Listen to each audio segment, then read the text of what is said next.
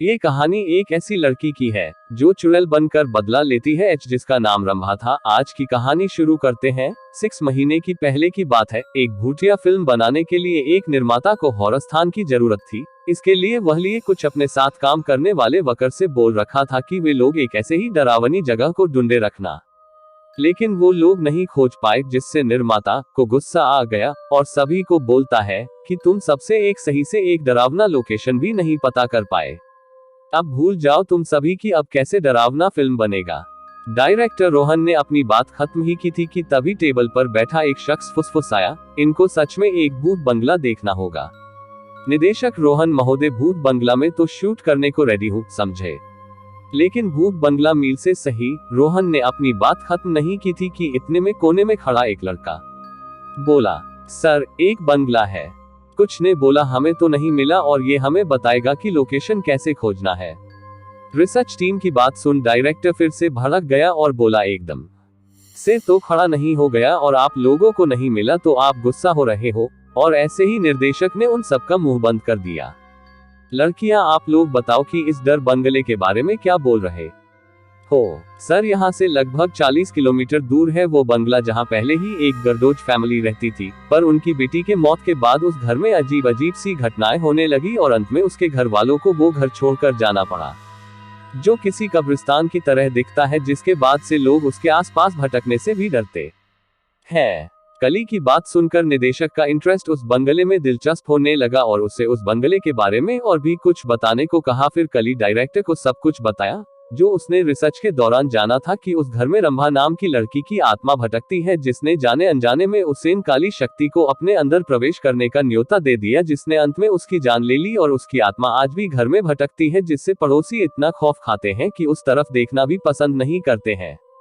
बंगले के बारे में कली की सारी बातें सुनने के बाद डायरेक्टर ने कहा, वाह मजा आया, मुझे ऐसी लोकेशन की तलाश थी। मुझे no more and now I assist करेंगे तो मुझे अच्छा ये बताओ, संपत्ति का मालिक का कुछ इन्फॉर्मेशन है, कैसे मिलेगा मुझे। सर श्रवण इन्फॉर्मेशन लेके आया हूँ मैं, आप कहे तो मैं एक बार बात कर लूंगा। नहीं कली, आज और अभी करो, पैसों की परवाह नहीं है हमें, बस वो बंगला चाहिए किसी भी हाल में, समझे।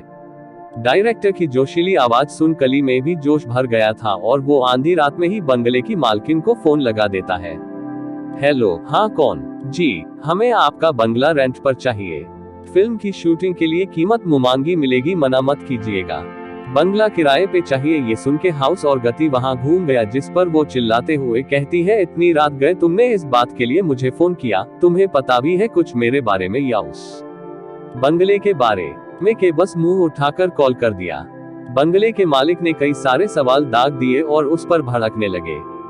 सबको यही लगा कि डरावना बंगला तो मिलने से रहा। तभी कली ने मकान के मालिक से प्यारी सी मुस्कान के साथ जवाब दिया, सब कुछ जानता हूँ आपके बारे में। पहले आपके पति ने आपका साथ छोड़ा, फिर की मौत के बाद आपका बंगला शापित हो गया, जिसमें न आप रह पा रही है और न ही कोई इसे खरीद रहा है। और आपकी नौकरी भी जा चुकी है और सेविंग्स के पैसे भी खत्म होने को है। रात में जो काम कर रहे हैं आप लोग, जिसके बदले आपको नोट देते थे, हर रोज रात आप महंगी 20 की जगह सस्ता देसी दारू पीते हुए यही सोचती हैं कि अगले महीने का खर्च कहां से लाऊंगी। पर हम फिल्म वाले इतने बुरे भी नहीं हैं। आपके बुरे वक्त में हम काम आ सकते हैं, तो हमें सौदा कितने पैसे चाहिए? सवाल नहीं करना आपको और कुछ जनाना है अपने बारे में तो डील पक्की समझे ना। रोहन के चेहरे पर बहुत प्यारी सी मुस्कान लदी थी। वो काली का पक्ष लेते हुए कली के पास गया और उसे गले लगा लिया, क्योंकि इस वक्त रोहन के कली लिए कोई मशीहा से काम नहीं था, जिसने एक पल में उसकी सारी मुश्किलें गायब ही कर दी थी। उधर सब कुछ तय हो गया था कि क्या और कैसे होना है। फिर आया धारावाहिक शूट का दिन। क्रू के सारे लोग बंगले के बाहर ही खड़े थे, क्योंकि किसी की हिम्मत नहीं हो रही थी कि वो उस डरावना बंगले के अंदर जाए, जिसके बारे में पहले से ही इतनी बातें उन लोगों ने सुनी थी।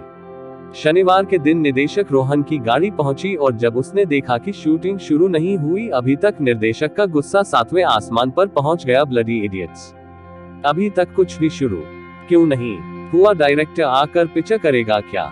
रोहन को इतना गुस्सा होते देख फिल्म की हीरोइन बाहर आई और इस कामुक अंदाज में से समझाते हुए, क्या रोहन आराम से, इतना गुस्सा मत करो और सब हो जाएगा साहब, और इसी बहाने मुझे सीन समझाने का तुम्हें थोड़ा और वक्त मिल जाएगा। सुहानी की बात सुन रोहन की आंखें चमक उठती है और वो सुहानी को स्क्रिप्ट समझने लगा। तभी अचानक एक आवाज आई, उनके प्यार में रंग में भंग डाल दिया और वो उस कमरे से निकलकर हॉल में आ गए जहां सभी ने कमरे में लगे हैं लकड़ियों पर भगवान की तस्वीर को हटा दरवाजे को तोड़ दिया मैं और अचानक से कमरे के अंदर ठंडक और अजीब सी शांति फैली थी। कली ने कमरे की लाइट जलाई, जो कभी जलती तो कभी बंद होती थी। एक कमरे में लगा भगवान की तस्वीर अचानक से ही उल्टा हो गया, जिसे देख सभी लोग चीखते हुए बंगले से बाहर की ओर दौड़ पड़े। आदमी की चीख सुन सबको किसी अनहोनी का एहसास हो गया था। सबके कान खड़े और डर के मारे खून गर्म हो गया था। देखते ही देखते सारा क्रू बंगले से बाहर जाने को दौड़ पड़ाता है, मानो जैसे उन्होंने सच में कुछ देख लिया हो। सुहानी ने भी काफी कोशिश की सभी को रोकने की, पर वो किसी को रोक नहीं सकी। अब इस बंगले के अंदर सिर्फ रोहन, सुहानी और एक कली ही बचा था। अब बंगले का दरवाजा बंद हो गया। रोहन सुहानी से कहता है, सुहानी एक कौन मजाक कर रहा है हमारे साथ? दरवाजा अपने आप कैसे बंद हुआ? तभी रोहन ने कहा, सुहानी कहाँ गई? क्या हो रहा है यार, क्या हो रहा है यहाँ? कली बोला, मैम अभी तो यही थी और ये फोन का नेटवर्क भी गायब हो गया, पता नहीं कैसे। रोहन जब गुस्से से अपना मोबाइल को पटकता है तभी समाने लगा, टीवी अपने आप चलने लगता है। रोहन और कली दोनों को ये समझ नहीं आता कि आखिर ये कैसे चालू हुआ। देखने के लिए जैसे जैसे वो टीवी के करीब बढ़ता है और देखता है कि टीवी में एक महिला दिखती है, वो देखने के लिए टीवी की तरफ बढ़ता है। वैसे ही अचानक टीवी झिलमिलाने लगता है, जैसे किसी ने एंटीना घुमा दिया हो। फिर अचानक से उस टीवी से एक तेज आवाज आई और उस पर सुहानी देखने लगती है, मानो जैसे कहीं फंस गई हो और उसका वीडियो उस टीवी पर चल रहा हो। सुहानी को यूं टीवी के अंदर फंसा देख रोहन के रोंगटे खड़े हो गए।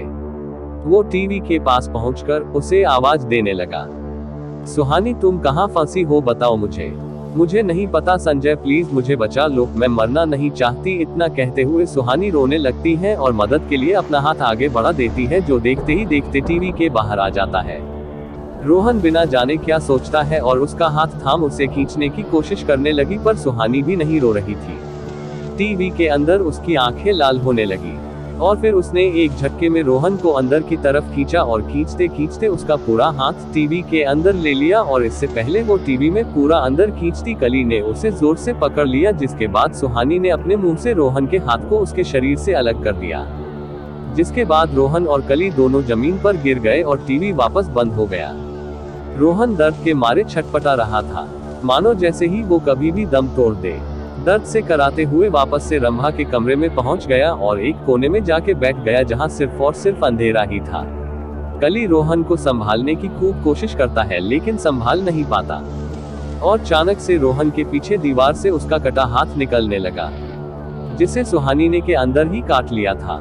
रोहन के कटे हुए हाथ के साथ रवीना भी अंधेरे से बाहर निकली, जिसे देख रोहन और कली डर गए। सुहानी का रूप जो बार बार बदल रहा था, जैसे उसके शरीर में बहुत सारे लोगों की आत्मा घुस गई हो। ऊपर से उसकी भयानक हंसी, जिससे पूरे घर में कंपन होने लगी थी। और फिर देखते ही देखते सुहानी ने एक और नया रूप ले लिया, जिसे देखते ही डायरेक्टर रोहन चीखते हुए बोला, तुम? रोहन ऐसे चौंका जैसे उसने किसी जाने पहचाने चेहरे को देख लिया हो, जिस पर सुहानी का शरीर लिए वो शैतानी आत्मा ऐसे चीखी कि रोहन उड़ता हुआ दीवार से टकरा गया और रोहन का गला उसके हाथ में था, जिसके बाद शैतान ने रोहन के दूसरे हाथ को भी उखाड़ फेंका और उसके गले को पकड़ जमीन पर ऐसा पटका कि उसका पूरा शरीर जमीन के अंदर धंस गया और उसका सर बाहर रह गया।